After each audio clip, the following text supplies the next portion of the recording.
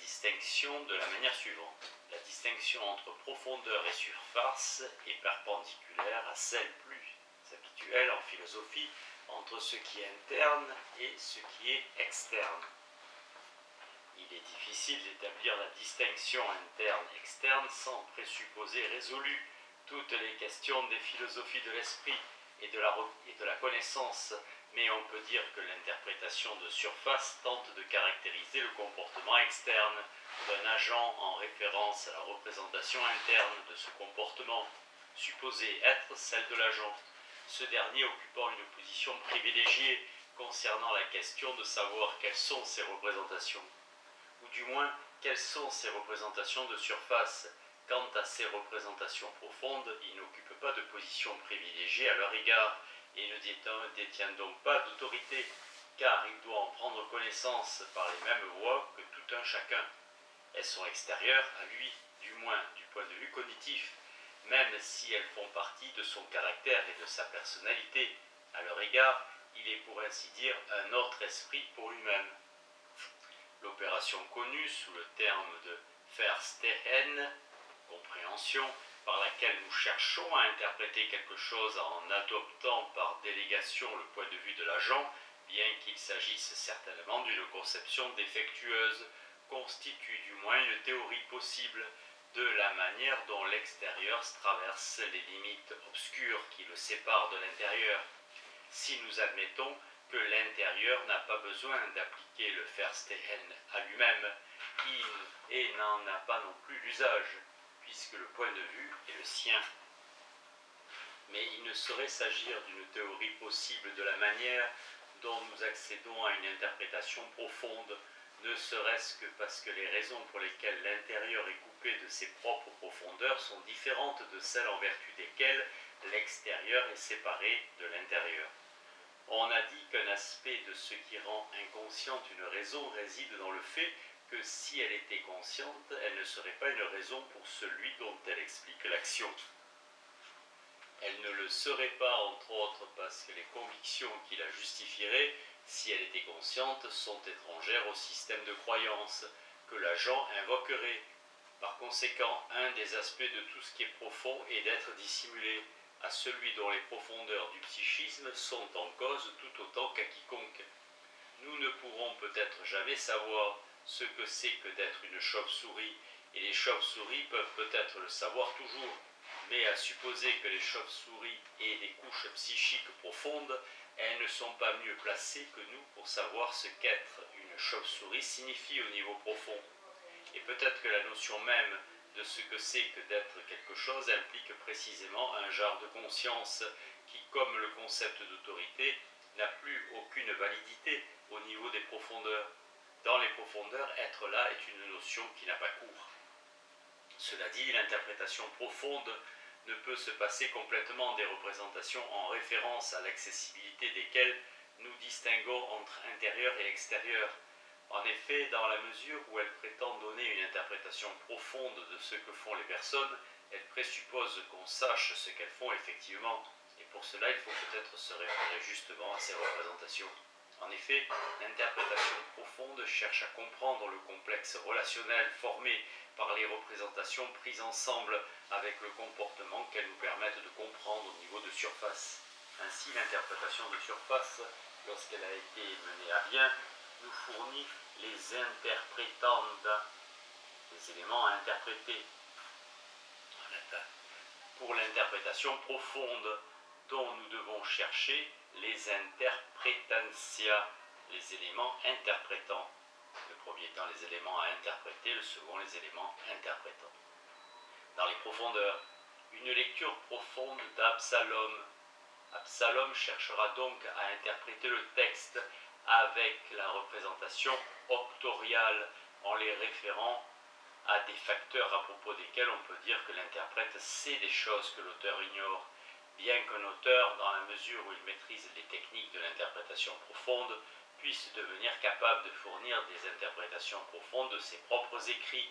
Il n'est pas dans une meilleure position que n'importe qui d'autre pour y accéder. Les questions d'interprétation de ce type, contrairement aux lectures de surface du texte, n'ont rien à voir avec les questions dont on peut dire qu'elles sont dans une certaine mesure sous son autorité.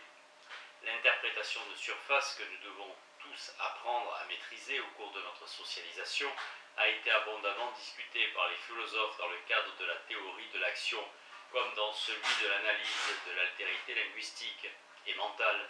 Mais l'interprétation profonde n'a pratiquement pas été discutée. Cependant, comme elle est pratiquée par les sciences humaines, les théories qu'elle présuppose sont aussi présupposées par celles-ci, et leur viabilité dépend donc de la sienne. C'est pourquoi je voudrais donner quelques exemples d'interprétation profonde et esquisser les problèmes qu'elle fait naître, du moins dans certains de ces exemples. J'aimerais aussi dissiper certaines confusions qui naissent, et cela tout particulièrement dans la philosophie de l'art. Lorsque les exigences de l'interprétation profonde et celles de l'interprétation de surface ne sont pas maintenues distinctes, il va de soi que la profondeur n'a pas grand-chose à voir avec la pénétration. Mais je ne dispose pas d'une analyse du terme profond au sens où on parle d'une lecture profonde d'un texte. Parmi les formes divinatoires pratiquées autrefois par les Grecs, il y en a une en particulier qui est étrangement pertinente à notre sujet. Il s'agit de la divination diaklédonon, qui prenait comme matériau des propos quelconques tenus par les gens. Celui qui cherchait un message divinatoire glissait une pièce d'argent dans la main de certaines statues d'Hermès, chuchotait sa question à l'oreille de l'idole, puis bouchait ses propres oreilles. La réponse était censée être contenue dans les premières paroles humaines qu'il entendrait en les débouchant. Il va de soi que ces paroles devaient être interprétées, puisqu'il est vraisemblable de supposer qu'elles ne révélaient pas le message d'une façon transparente. Elles étaient sans doute rarement aussi peu équivoques que le texte que saint Augustin rencontra apparemment par hasard, mais qu'il considéra comme placé là par la Providence, et qui le poussa sur la voie de la sainteté. Ne vivez pas dans la ripaille et l'ivrognerie, c'est dans les Confessions, ni aussi bien adapté à la situation que le texte tout aussi célèbre des Confessions, les hommes s'en vont admirer les cimes des montagnes, sur lequel Pétrarque prétendait être tombé accidentellement pendant qu'au sommet du mont Ventoux, il réfléchissait à ses relations avec lui-même et avec l'histoire. Il est plus vraisemblable qu'un passant murmura quelque chose au sujet du prix de l'huile d'olive, alors que le quêteur de messages voulait savoir si Daphné, ou est-ce Ion, tenait vraiment à lui. Il fallait alors faire appel à un interprète qui, en tant qu'intermédiaire, était chargé de projeter l'interpretadum, l'élément à interpréter, sur l'interpretans, l'interprétant. L'écriture automatique par laquelle les surréalistes cherchaient à accéder à des découvertes renversantes fait partie de la même catégorie d'entreprise. Compte tenu de l'identité du Dieu, nous sommes en face d'une pratique archéo-herméneutique dont le pivot est constitué par l'interprétation de paroles qui veulent dire plus que ce dont le locuteur se rend compte, ce qui est la définition de dictionnaire du mot grec klédon, que j'introduis ici par la même occasion comme un mot français de plein droit. La divination, tout comme les oracles et les augures en général, est tombée en désuétude, mais les klédons et la forme d'interprétation qu'ils exemplifient jouent un rôle considérable dans la théorie herméneutique moderne. Nous y rencontrons des symboles qui, d'après la formulation quelque peu gnomique de Ricoeur, disent plus qu'ils ne disent. Ainsi sommes-nous face à un klédon lorsqu'un locuteur, en disant A, dit B, ou lorsqu'un agent, en réalisant une action C pourvue d'une signification, réalise D. Mais sans que les structures ordinaires qui permettent à la compréhension de A indiquent à l'auditeur que B aussi est dit, le locuteur de son côté n'est nullement conscient qu'il dit B, puisqu'il a l'intention de dire seulement A. Les locuteurs n'ont pas d'autorité sur ce qu'ils disent lorsqu'ils prêtent leur voix à des klédons. Dans un de ses romans, Vonnegut dresse le portrait d'un annonceur de radio de l'Allemagne nazie qui réussit à mettre en garde les Alliés contre d'importants mouvements de troupes en Allemagne grâce à des messages codés dissimulés dans la propagande antisémite que ses auditeurs croient écouter.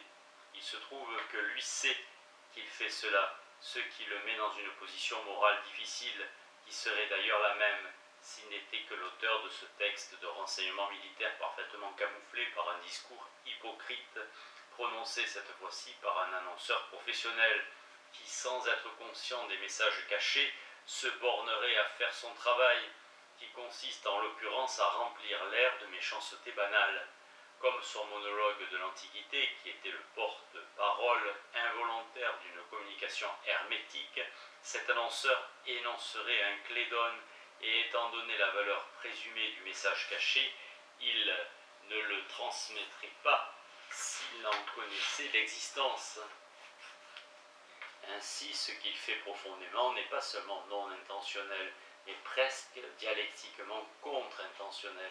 À la surface du discours, le fait qu'il énonce un clédone est insondable, et la signification qu'il transmet effectivement lorsqu'il dit ce qu'il croit être la seule chose qu'il dit n'est pas vraiment la sienne.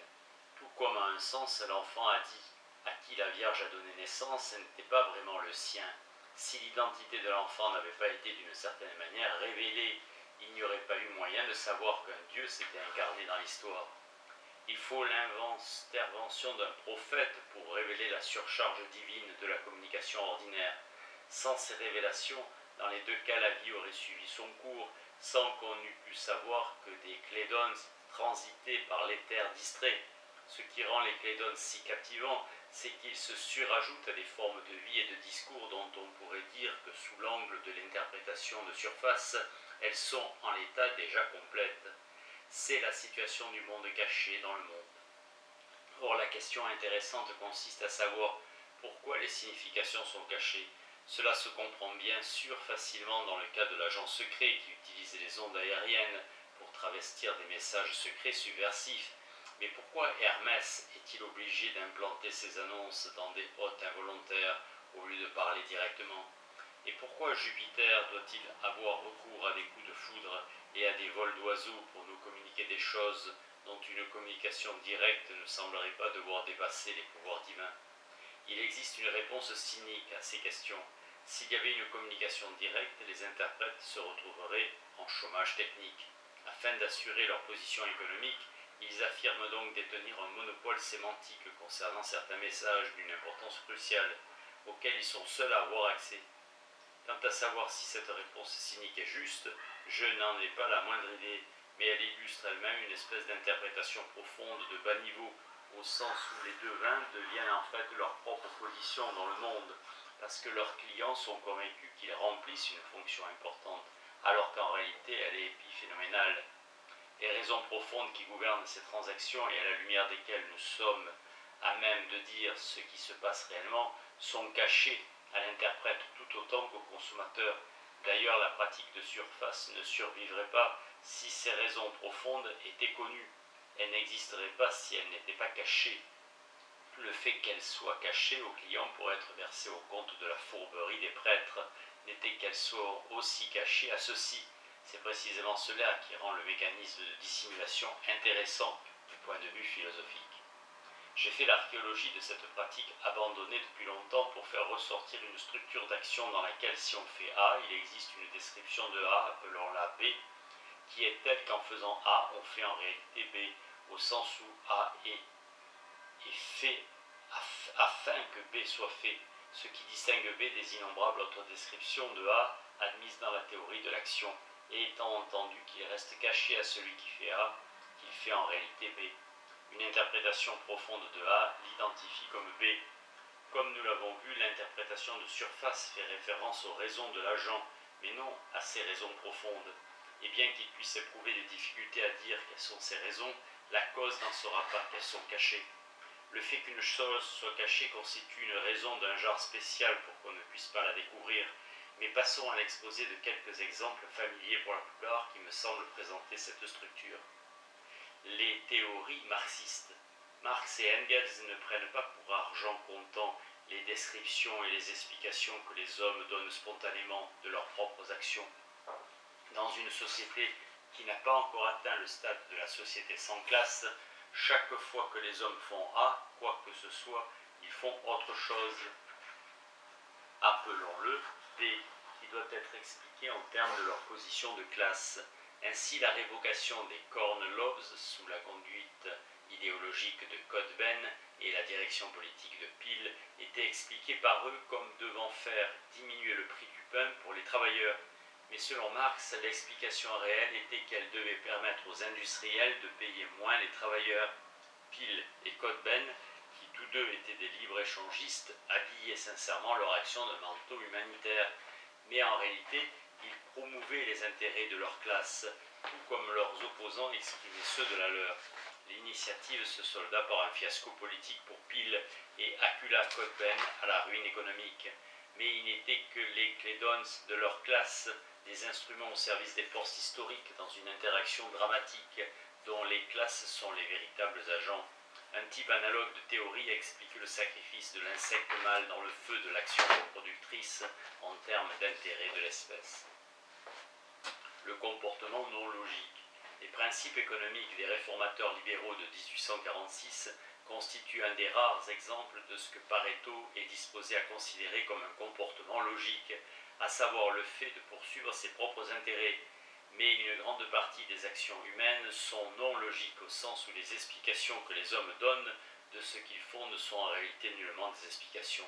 Selon Pareto, il existe toute une classe d'actions qui sont sous-tendues par ce qu'il appelle un résidu qui explique réellement ce que les explications de facto avancées par les hommes ne font que rationaliser. L'interprétation à la Pareto cherche à découvrir conjointement le résidu qui sous-tend une conduite à sa rationalisation. Ainsi, un homme s'abstient-il de commettre un meurtre parce que cet acte lui inspire une horreur profonde, mais il explique son refus en faisant référence à sa peur d'une punition divine, et ainsi de suite à volonté.